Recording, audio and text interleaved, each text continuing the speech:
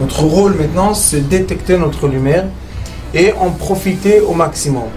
Et quand on a un plaisir ou un désir, la porte s'ouvre encore plus grand. Comprenez, c'est quoi la lumière? Lumière, amour. C'est pas important qui tu es, où tu es, comment tu es. Dieu t'aime. Alors, il est écrit ici comme ça. Haemet, ki hem bikshu madrigot gdolot. Quelle est la vérité pour laquelle les sages qui sont rentrés dans le Pardès, qui sont rentrés dans le secret, malheureusement, tout le monde est tombé sauf Rabbi Akiva, c'est parce que les gens ont l'espoir et la demande des paliers trop élevés. Et malheureusement, pourquoi les gens ont la demande et l'envie des paliers trop élevés? Parce qu'il faut savoir que ce n'est pas le conseil du bon penchant, c'est le conseil du mauvais penchant. Les gens n'arrivent pas à croire quand on leur explique ça. On leur dit, celui qui t'a emmené au palier trop élevé, c'est celui qui va te faire tomber du palier trop élevé. Et le bon penchant ne fait pas des choses comme ça. Donc beaucoup de gens, malheureusement, j'ai connu moi-même personnellement des personnages qui étaient très élevés dans la Kabbalah, ils savaient beaucoup de choses, ils ont commencé à utiliser, malheureusement, comme c'est interdit, je vous ai déjà expliqué, ils ont commencé à utiliser les forces de la Kabbalah et de l'endroit de Igra Rama, de la montagne la plus élevée, ils sont tombés, Migra Rama, les Birta Amikta, ils sont tombés dans un puits très profond. Pourquoi? Parce que l'être humain, Bamufla Memcha Al Tidrosh, de ce qui est au-delà de toi, ne t'occupe pas. Et ça, c'est une chose qu'on enseigne à beaucoup d'élèves pour leur dire, ne monte pas trop haut, reste au palier dans lequel tu es stable. Pourquoi? Parce qu'il y a aussi quelque chose dans le monde spirituel qui s'appelle Ruach Sahara, un vent, une tempête. Mais Ruach Sahara, c'est fait pour quoi? C'est fait pour protéger on peut dire, le château céleste, que les gens viennent et qui ne sont pas adaptés pour rentrer les Fnaïv et les Fnim. Donc, le Ruach Sahara, le vent de la tempête, c'est pour faire tomber les gens d'en haut. Donc, si tu n'es pas adapté à monter en haut, c'est pas la peine d'y aller. Et surtout, malheureusement, qu'on donne des explications de Kabbalah par des gens qui sont pas du tout faits pour ça, malgré qu'ils ont le savoir, ils n'ont pas le comportement de la Kabbalah. Et beaucoup de gens suivent ça, et malheureusement, ça enchaîne beaucoup de mauvaises choses sur les personnes. Et ils ont demandé à arriver à être Krovot et la Nevoie. Ça veut dire que les gens, ils ont eu l'envie, l'espoir d'être proches du prophisme. Ils voulaient être comme des prophètes. Et c'est pour ça qu'ils sont rentrés dans le danger. Il faut savoir que les gens qui sont capables pour étudier certaines choses, ces gens-là sont nés avec la capacité. Le temps leur dévoile leur capacité. Mais la vérité du secret, ce n'est pas qu'est-ce que je sais, mais qu'est-ce que j'en fais. C'est pas savoir. Vous pouvez prendre un livre, lire, vous n'avez pas compris la première fois, la deuxième, pas la deuxième, la troisième. Mais est-ce que je le vis? Parce que la Torah, comme on a reçu de Moshe Rabbeinu, c'est une Torah qui est la Torah écrite et la Torah orale. Cela veut dire que nous sommes obligés d'avoir le comportement du savoir. Et il y a beaucoup d'autres connaissances, beaucoup d'autres connaissances, on n'est pas obligé de changer notre comportement d'après le savoir qu'on a. Par exemple, quelqu'un qui devient ingénieur, il peut être un très bon ingénieur et être quelqu'un de très méchant. Ou bien de quelqu'un qui fume de la drogue. Ou bien de quelqu'un qui, je ne sais pas, qui est de travers. Il peut être un très bon ingénieur, très bon design, très bon architecte et même un très bon docteur. Mais les gens qui étudient le savoir du secret sont obligés, ont une obligation du comportement. C'est pour cela que toujours quand j'enseigne la Kabbalah permite, je précise. Le Ari Akadosh dit qu'il y a une partie de la Kabbalah qui est permise à enseigner à tout le monde. Quand on enseigne cette partie, on est obligé de commencer par le comportement, la conduite de l'être humain. Et il dit Rabbi Chaim Vital, et nous-mêmes, הלוואי שנזכה אל רוח הקודש מועט, כעניין גילוי אליהו הנביא. Si Rabbi Chaim Vital écrit, et nous, on espérait d'avoir un peu d'esprit pur et peut-être le dévoilement de Eliyahu Hanavi, Asher Rabim Zachu Elav Kamefoursam, et le dévoilement de Eliyahu Hanavi et le dévoilement d'un peu de Ruach HaKodesh, il y a beaucoup de gens qui ont eu le mérite d'y arriver. Et dans Masechet Sota, à la fin de Masechet Sota, il est écrit. Qu'est-ce qu'il est écrit? Toutes les conditions pour arriver au Saint-Esprit, à un Esprit Saint, ça s'appelle Ruach HaKodesh, et Ruach HaKodesh nous emmène au dévoilement de Eliyahu Hanavi. Et on va lire ensemble, et on va voir quelles sont les conditions pour une personne d'arriver à ces degrés et qu'on peut atteindre dans la galoute pendant qu'on est en exil. Rabbi Pinchas ben Yair Omer, Rabbi Pinchas dit, le fils de Yair, Zrizut mavia leide nekiyut. Qu'est-ce que c'est Zrizut? Pirou Zrizut shuzair o mahir ba mitzvot. Ça veut dire que la personne fait les commandements positifs et négatifs, les mitzvot, ça veut dire la Torah orale, il pratique la Torah orale de façon vite. C'est pas comme quelqu'un qui est fainéant ou quelqu'un qui n'est pas content de faire quelque chose, mais quelqu'un qui est très joyeux de le faire et très vite de le faire. Et comme ça, et pourquoi? Parce qu'il est écrit, Zrizin makdimim la mitzvot.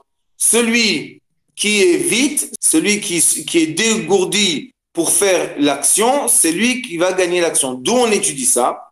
D'une autre Mishnah, que cette Mishnah nous raconte comment les Kohanim montaient dans le Kevesh pour faire les sacrifices. Et il est écrit qu'ils couraient.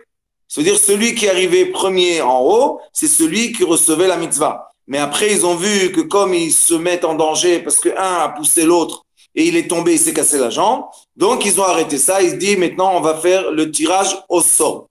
Donc, celui qui est zariz, celui qui va vite, celui qui est dégourdi dans l'action, il n'aura pas aussi le temps d'avoir la réflexion de ne pas faire la chose. Vous savez que quand on se lève le matin, si on se lève tout de suite du lit, tout de suite, on se lève du lit sans penser, eh bien, on peut commencer la journée. Mais si on attend une fraction de seconde et on commence à penser quelle heure il est, j'ai froid, j'ai chaud, qu'est-ce que je vais faire aujourd'hui? Non, j'ai rien à faire, bon, je vais rester dans mon lit. Ceux-là, les pauvres, on les appelle les gens qui sont enterrés dans leur lit. Ça veut dire que les lits deviennent pour eux comme un cimetière. Pourquoi? Naki, celui qui est zariz, il va, celui qui est dégourdi, ma via les nekiyut. C'est quoi nekiyut? Nekiyut, c'est quand quelqu'un, Baruch Hashem, ses mains sont propres, et où c'est écrit ça, où est la liaison entre les deux. Le matin, dès qu'on se lève de son lit, j'ai donné beaucoup de cours sur ça sur YouTube, c'est très important de se lever et tout de suite aller faire Netilat Yadayim, se laver les mains avec le bol et le natla, 3 fois, la droite à gauche, à droite, à gauche, à droite, à gauche. Pourquoi on fait ça? Parce que si on est réveillé et on se retarde à se rincer les mains le matin, eh ben, l'impureté qui est sur les mains reste sur les mains et maintenant, elle a le droit de s'absorber dans le corps entier. Donc, plus vite je me lève et je vais rincer mes mains, moins il y aura de l'impureté qui va pénétrer mon corps. Et c'est pour cela que Zrizut, l'entraînement ou bien l'éducation d'être quelqu'un qui fait vite les choses, ça permet aussi le matin à être vite pour aller avoir les nekiyut. Nekiyut, c'est propreté. Et c'est quoi propreté? C'est pas seulement propre avec le savon et de l'eau, mais prendre le bol, le récipient avec lequel on fait netilat yadayim. Et après que Baruch Hashem, on a eu la chance de se purifier les mains vite et non pas attendre jusqu'à quand on est fainéant et on se purifie les mains 1 heure après qu'on s'est réveillé. Malheureusement, si c'est comme ça, eh ben, maintenant, il y a une grande partie de notre corps qui est déjà envahie par l'impureté. Alors, comment une personne va devenir pure, tahor? Comment elle va être? Et c'est écrit ici, nekiyut, la purification, la propreté, mavia l'aider tahara.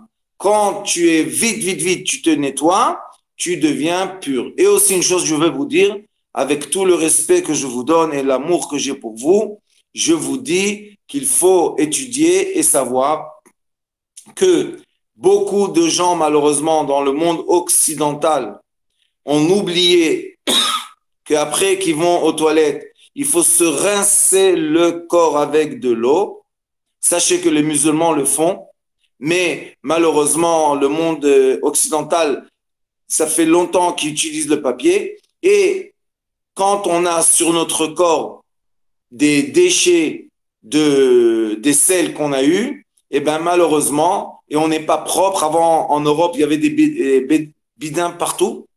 Les gens se nettoyaient toujours. C'était quelque chose de essentiel dans la vie d'une personne d'être toujours propre en bas. Et malheureusement, aujourd'hui, c'est devenu que beaucoup de gens se nettoient de façon qui n'est pas propre, pas avec de l'eau. Et c'est pour cela qu'ils ont de l'impureté collée à leur corps. Donc, le nekiyut, la propreté du corps, c'est elle qui va permettre à la sainteté, à la tahara.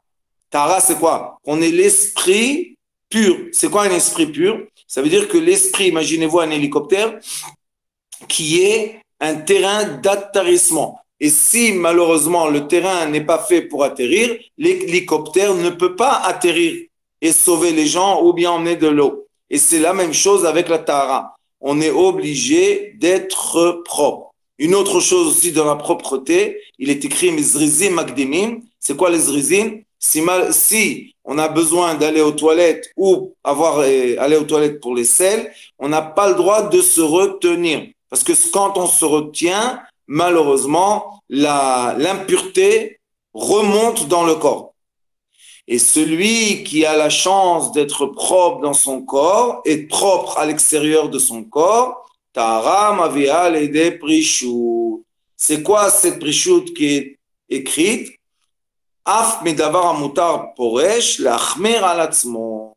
Il y a des gens, Baruch Hashem, qui sont arrivés à un degré de sainteté que même les choses qui sont permises mais pas obligées, ils n'en ont pas besoin. C'est pour ça que la Mishnah dit Pad bamelach tochal, et contente-toi du pain avec du sel. Umaim bamsora tishte, et bois avec une mesure. Ve'ala haaretz tishan, et tu dors sur le parterre. Ve'chayetzar atachai, et tu vas vivre une vie minimaliste. Ashrecha imata oseken ashrecha vetovlach. Ça veut dire quoi ashrecha vetovlach? Tu dois faire ça seulement si ça te remplit de joie.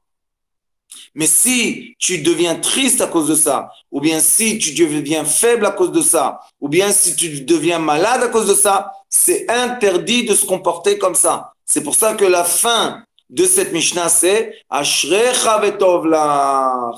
Tu es content parce que tu te contentes.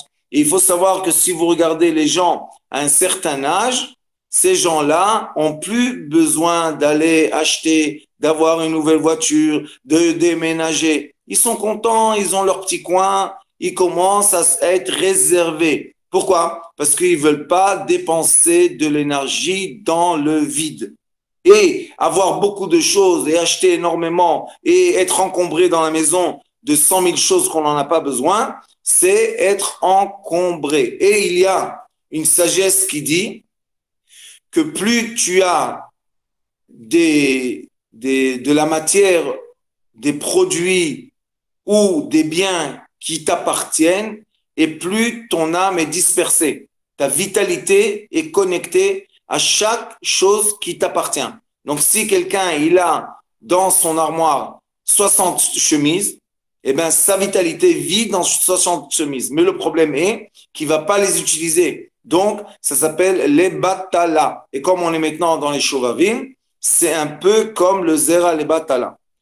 Et après, la prishut, maviya l'ede gdusha. Gdusha, shu prishut afilit kadesh, afilu ma'tzarich legufo. Ça veut dire que maintenant la personne, même pour ce que j'ai besoin pour mon corps, elle fait très attention que la nourriture soit sainte, qu'elle soit cachère comme il faut, que le vin soit pur, que celui qui fait à manger nettoie les mains avant qu'il commence à manger, ou même plus que ça, à l'éveil, si on aurait pu prier qu'on mange du manger d'une personne, que son corps est propre, et non pas quelqu'un qui va aux toilettes, excusez-moi de dire ça, mais qui rince même pas ses mains et après il cuisine aux gens. Ça existe dans les restaurants, ça existe à la maison, que Dieu nous en préserve.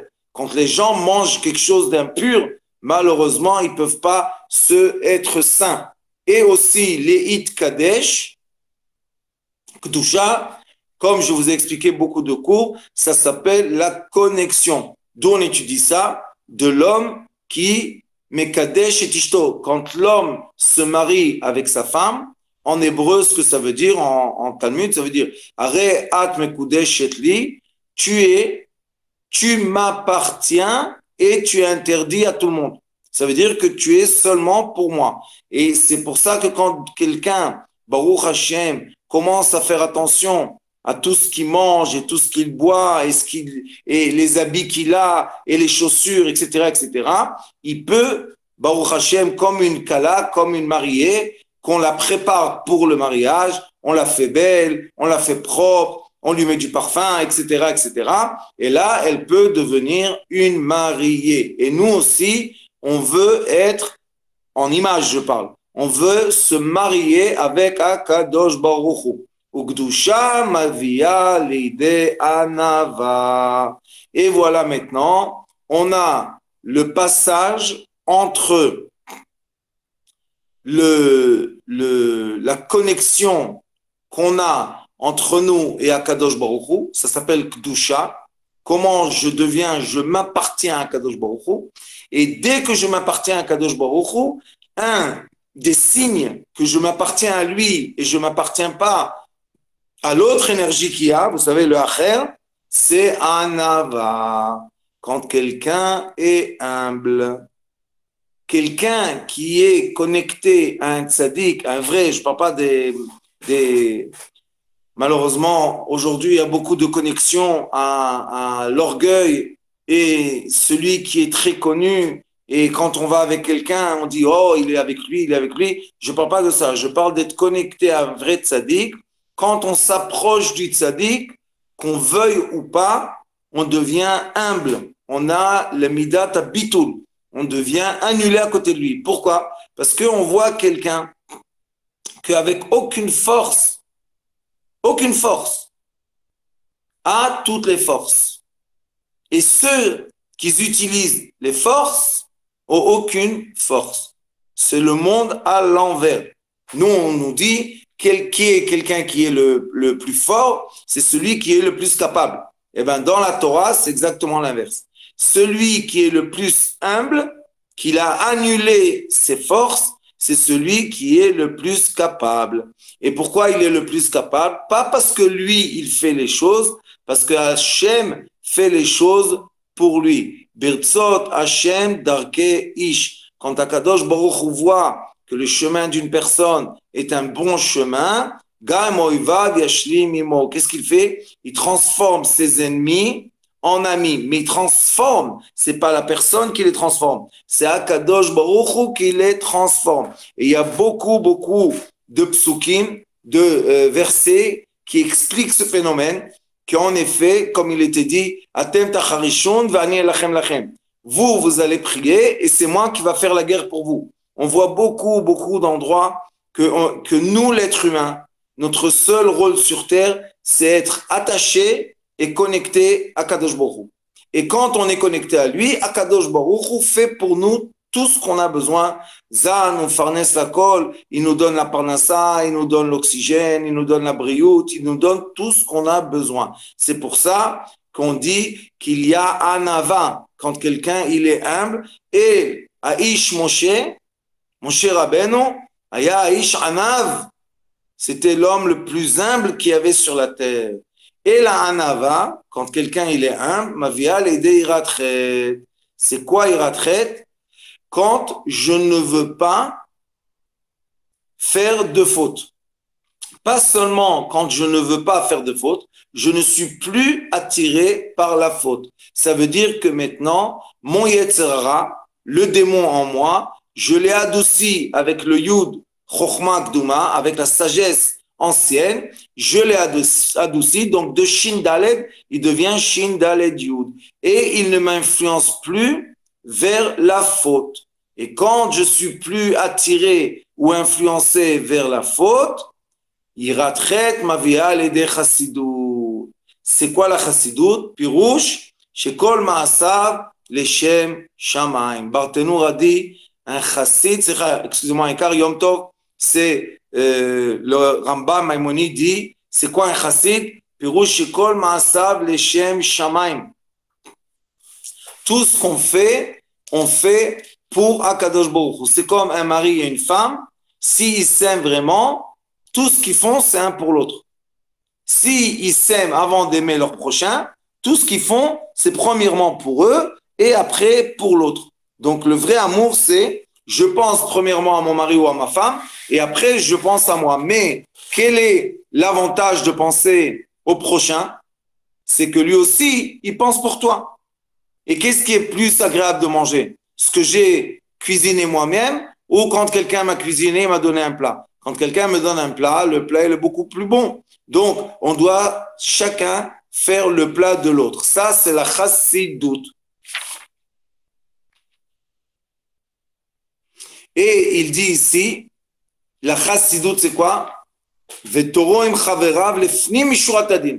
Bemasa ou matan yafe. C'est quoi un chassid? C'est celui que quand il fait son commerce, on voit qu'il fait lefnim mishurat adin. C'est quoi lefnim mishurat adin? C'est qu'il va faire le juste compte du commerce et quand il faut arrondir les chiffres, il va arrondir pour son prochain. Ou bien il est écrit aussi dans le Talmud, Mazé Chassid, que même s'il va avec toi au Bet Adin, il va avec toi en justice, même quand il gagne, qu'est-ce qu'il dit? Non, je veux pas que l'autre ait du mal à cause de moi. Ça s'appelle Chassidim.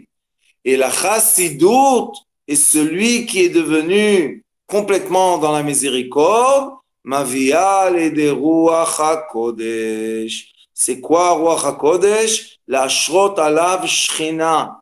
C'est quoi la Ashrot Alav Shechina? Quand il a la présence divine sur son visage. Ça veut dire que c'est plus lui qui apparaît aux autres, mais ce que les autres vont voir, c'est la présence divine, la lumière divine.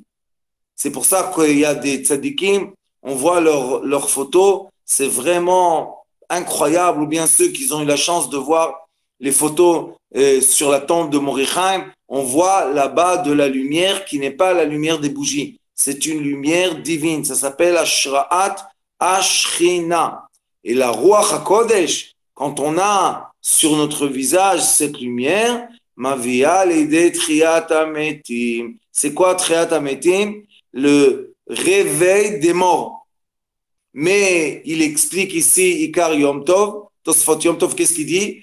Il est écrit dans le Talmud Yerushalmi, Dertiv enasat iruchi bachem vechitem. C'est pas le Triat Ametim, les gens qui vont se ressusciter dans le proche du Beat Mashiach. Non, il dit que vous-même, quand est-ce que vous êtes Triat Ametim, quand est-ce que vous êtes des morts vivants qui revivent? C'est quand vous avez gagné votre Yetzerara. V'al yedei ze, Baruch Hashem, quand on est collé comme ça à la présence divine, et c'est parce que notre Yetzer Hara, il accepte qu'on fasse le travail avec Akadosh Baruch Hu qu'il faut.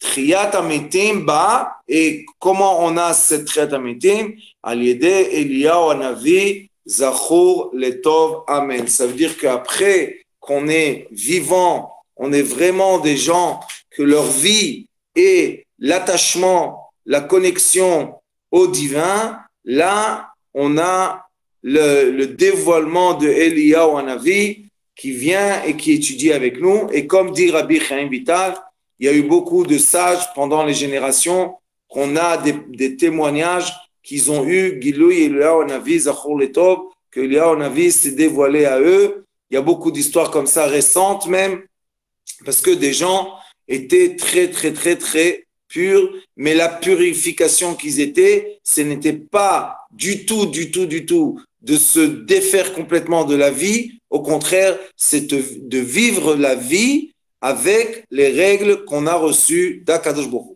Asher Rabim Zachu Elav Kameforsam. Allah dit, Rabbi Chaim Vital, beaucoup de tzadikim ont eu la chance que Eliyahu Hanavi s'est dévoilé à eux. Et comme on voit que les gens sont attirés, très attirés par le dévoilement spirituel d'une âme, comme il est écrit ici,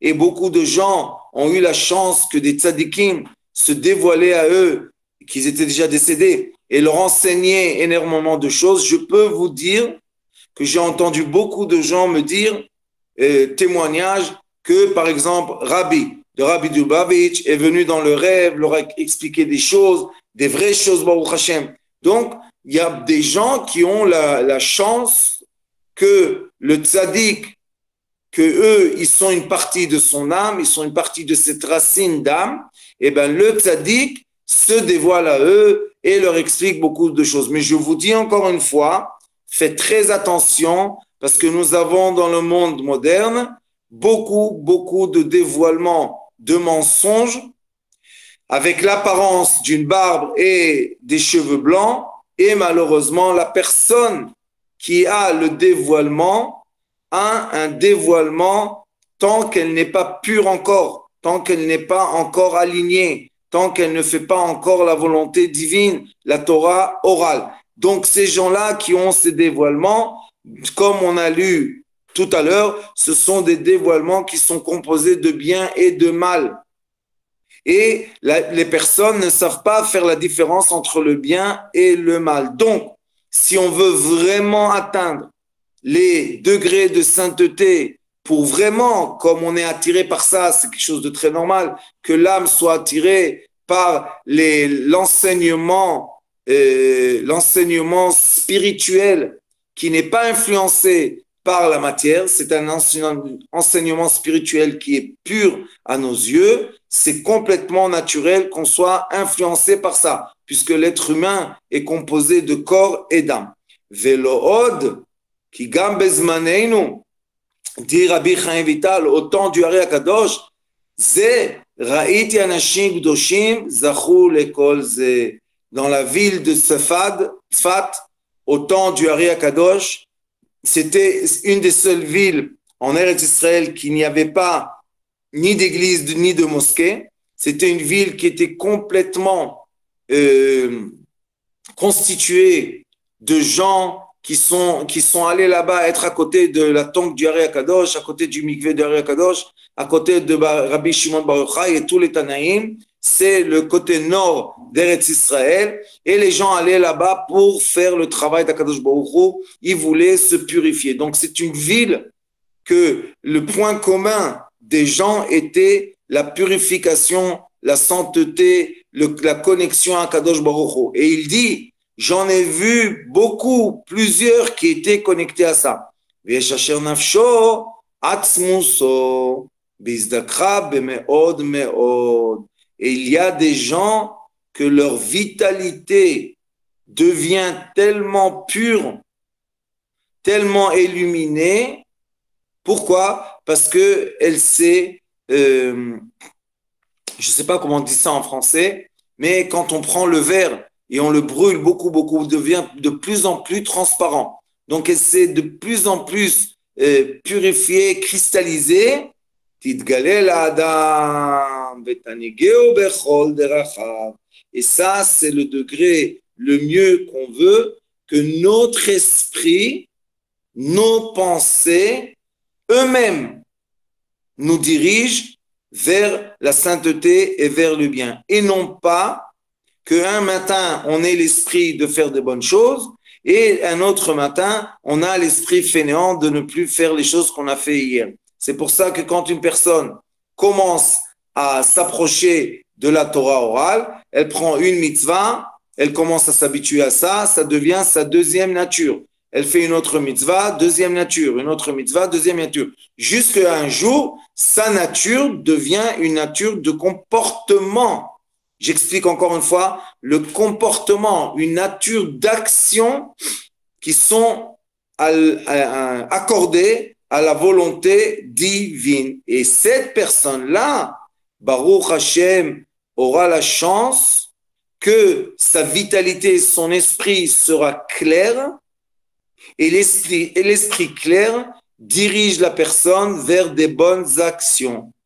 Et c'est pour ça que quand on est jeune ou quand on commence de se rapprocher de cette façon de Akadosh Baruch Hu, au début du chemin, il y a le mauvais penchant, le Shindal et le démon en nous qui va tout le temps essayer de nous emmener très haut pour nous faire tomber très bas. Non, c'est pas la façon dans laquelle on veut. Ce qu'on veut, c'est Tmidim, Kesitram, Rabba, Emunatecha.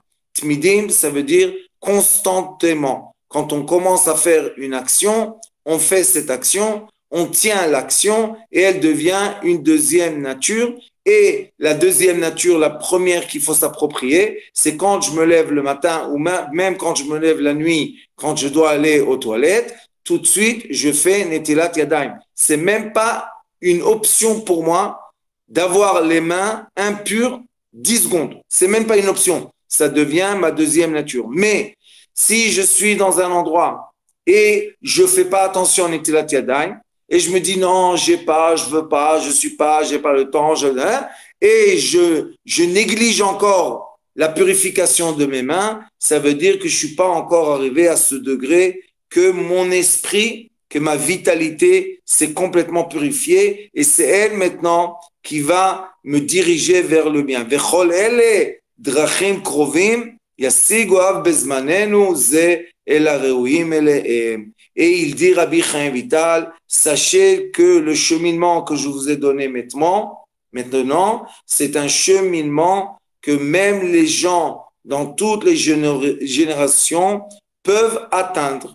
Parce que c'est pas quelque chose de compliqué, c'est juste une question de nature. Mais sachez que les gens qui aiment beaucoup, beaucoup les arts martiaux et qui veulent être master en arts martiaux, ils vont s'entraîner 4-5 heures par jour, ils vont changer l'alimentation, ils vont changer leur façon de parler, ils vont changer leur façon de penser. Alors pourquoi, quand on veut se rapprocher de la sainteté de notre âme, on ne change pas notre pensée, on ne change pas l'alimentation, on ne change pas notre comportement et on ne fait pas d'exercice, on n'étudie pas et on ne pratique pas. Amana. צריך הבחנה גדולה וניסיונות רבות לעמוד על האמת. Et là, nous dévoile Rabbi Chaim Vital la vérité. Vous voyez, les vrais sages de la Kabbalah, ce ne sont pas des gens qui vont vous vendre le savoir comment on vend du Coca-Cola, comme malheureusement, il y a quelques dizaines d'années, quelqu'un qui a commencé à vendre la Torah de la Kabbalah comme Coca-Cola. Et après qu'il est parti, ils ont fait des reportages sur ça et ils ont vu que tout le système était un système économique. Ça veut dire qu'ils ont vendu aux gens un rêve de spiritualité et malheureusement, beaucoup de gens y ont cru, mais le système qui était derrière était un système d'argent. C'était un système qui disait dans toutes les capitales du monde, on va avoir un immeuble. C'était un système d'argent malheureusement. Ils ont utilisé la Torah pour ce système d'argent et beaucoup de gens sont rentrés dans l'aspect de Kabbalah et ils sont devenus malheureusement complètement déréglés dans leur conscience. Pourquoi? Parce que la Kabbalah qu'ils ont vendue était une Kabbalah qui t'oblige d'aucune action. C'était juste du spirituel. Et ce spirituel-là, il faut savoir, n'existe pas. Au contraire, il fait mal. Et c'est pour ça qu'il dit Tsarich avchana gdola venisionot rabot. Ça veut dire qu'il faut avoir beaucoup de finesse de pensée pour faire attention. Est-ce que je suis dans le bon chemin ou bien je suis dans l'arrière? Et Morichaim Zechonon Levracha, Zechon Tzadik Levracha me disait toujours, entre la purification et ce qui est impur, la différence entre eux, c'est l'écorce de l'ail. C'est très fin. Et ça dépend de quoi? De l'état d'esprit. À un moment que j'ai une mauvaise pensée, tout ce que j'ai à ce moment-là devient impur. À un moment que j'ai une bonne pensée, tout ce que je fais à ce moment-là devient pur. Donc, vous voyez que les choses deviennent très fines à la racine. Et pour monter en haut, il faut avoir une grande finesse. C'est pour ça que les vrais tzadikim, on voit qu'ils sont des gens fins, ils sont des gens doux, sont des gens qui aiment, ce sont des gens qui n'ont plus presque de rigueur. Et ça, c'est la vérité. Et on va avoir beaucoup d'épreuves qui vont tester notre chemin. Est-ce qu'il est vraiment dirigé vers la vérité ou bien il est dirigé par l'orgueil, par ma volonté, ma propre volonté de montrer à tout le monde que je suis capable, que je fais des miracles, etc. Ça, cette personne-là qui n'est pas humble, qui ne cache pas ses actions, cette personne devient une personne très connue et malheureusement, tout ça, c'est pour l'orgueil. Et comme dit Rabbi Nachman de Breslev, Pirsum mezik la tzadikim. La publicité fait du mal aux gens pieux. La mode à la émet, pour être capable d'avoir les deux pieds sur le terrain de la vérité, il faut passer beaucoup de travail.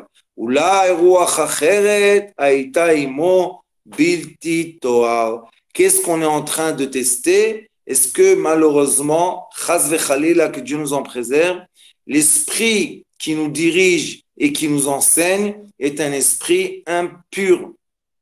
Et malheureusement, les gens qui deviennent addicts à l'esprit impur, à la fin, vont faire les choses les pires de l'humanité, mais ils vont toujours dire qu'il y a eu une voix qui leur a dit, qui les a dirigés, qui leur a enseigné tout ce qu'ils savent. Mais c'est une voix impure. Et tout cela va être expliqué en profondeur dans la troisième partie, dans la huitième portail.